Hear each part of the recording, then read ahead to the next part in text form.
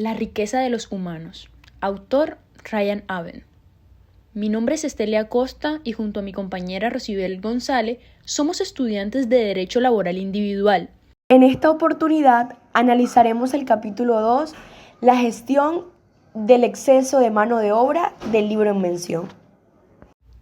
En los últimos 2 siglos, personas y empresas han concebido nuevos modos de funcionar, desplazando así a las antiguas maneras y convirtiendo a los trabajadores que los practicaban en piezas prescindibles, obligando a los obreros desplazados a encontrar un nuevo nicho económico. Sin embargo, no es una ley que establezca que las empresas nuevas y rentables deberán crear el empleo necesario para absorber a los expulsados de profesiones.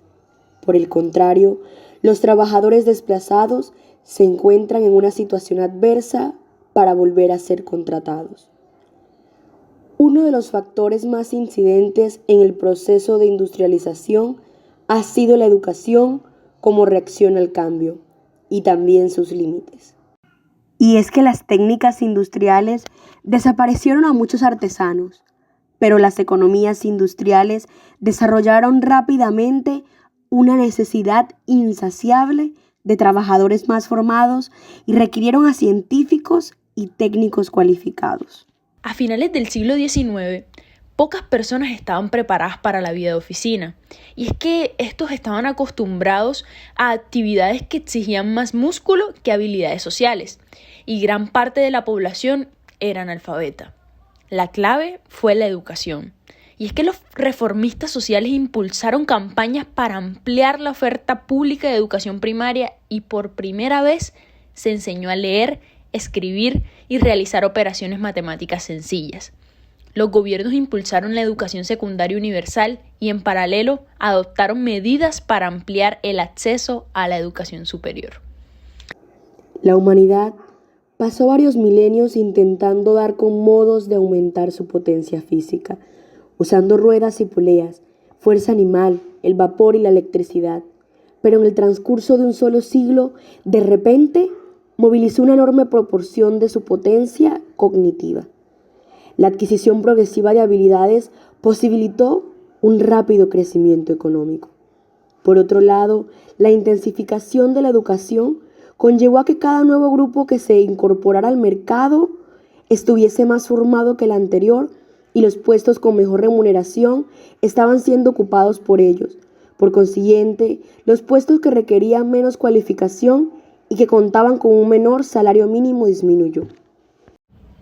Sin embargo, con el tiempo, el aumento salarial que recibía un empleado por completar un grado universitario cayó.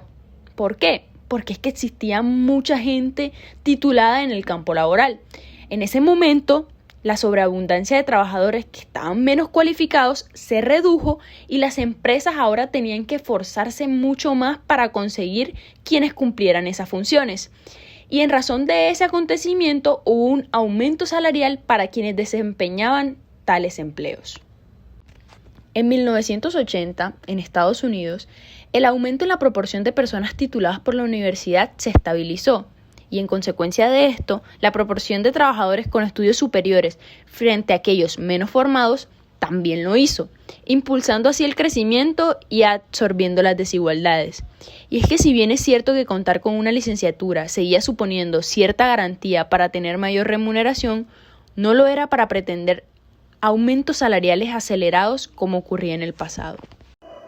Cuando las economías más avanzadas están alcanzando un punto en el cual es difícil pretender un mejor nivel educativo, el nivel de la educación necesario para participar en los lugares más lucrativos de la economía se aleja del alcance de la mayoría de los trabajadores.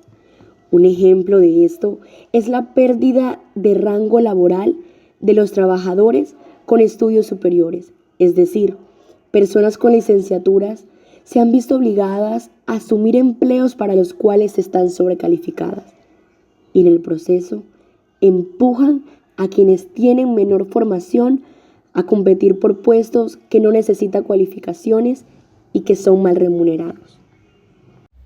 Actualmente, los trabajadores cualificados se exponen a un fenómeno que ha golpeado a los trabajadores menos cualificados durante la última generación. ¿Y cuál es? La automatización, la globalización y el aumento de la productividad. Y es que de igual manera se intenta mantener el ritmo de oportunidades en puestos de cualificaciones moderadas para que la población activa pueda emplearse en estos sectores. Por eso la carga del ajuste que se le atribuye a la tecnología es menor y por ende existe un tercer mecanismo en el que recae la mayor carga. Y es que estamos hablando del descenso de los salarios. Luego de conocer lo expuesto por el autor, sería interesante revisar bajo esa idea la manera en que se dio este proceso en América Latina y en especial en Colombia. Y es que debemos tener en cuenta que el proceso de industrialización en América Latina fue muy lento, sobre todo por la interrupción que tuvo en los años 30 y también porque no existían los recursos e invenciones fundamentales para comenzar un cambio en la industria. Un ejemplo de esto es que en Colombia la industrialización empezó más o menos a finales del siglo XIX y como fue un proceso lento, fue culminado más o menos a principios del siglo XX. Y en el cambio industrial de Colombia se incrementaron los inventos creados en Europa épocas atrás, se comenzaron a desarrollar pequeñas fábricas en el país y en la capital. Y también se crearon infraestructuras para los mercados, se crearon carreras en las universidades sobre la industria para poder tener mano de obra y aprovechar este desarrollo industrial.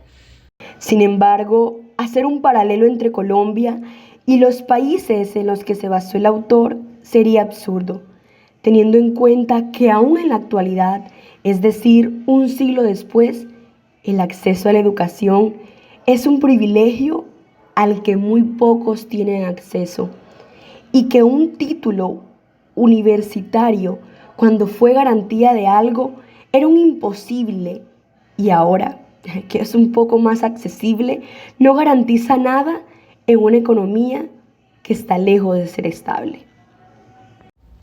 La educación como reacción al cambio. ¿Cuál cambio? Ah, sí, toda esa materia prima que generábamos para la industria de los países desarrollados hace un par de siglos.